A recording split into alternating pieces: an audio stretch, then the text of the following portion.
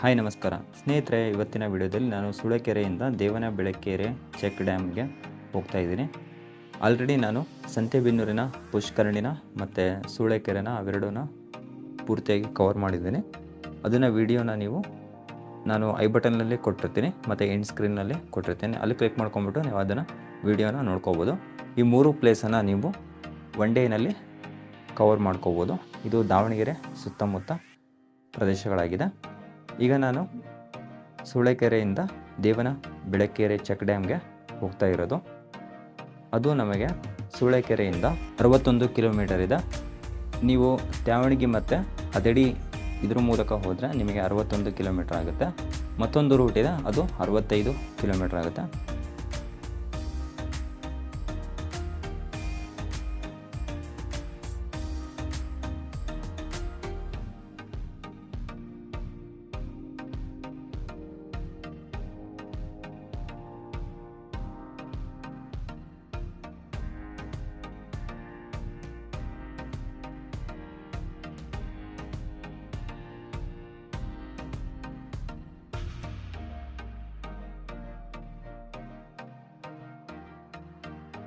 ಈ ಪ್ಲೇಸನ್ನು ನಾವು ಬೇಸಿಗೆಗಾಲದಲ್ಲಿ ಕವರ್ ಮಾಡ್ಕೊಂಡಿರೋದ್ರಿಂದ ಅಲ್ಲೇನು ಅಷ್ಟು ನೀರಿದ್ದಿದ್ದಿಲ್ಲ, ಪೂರ್ತಿಯಾಗಿ ಖಾಲಿ ಇತ್ತು.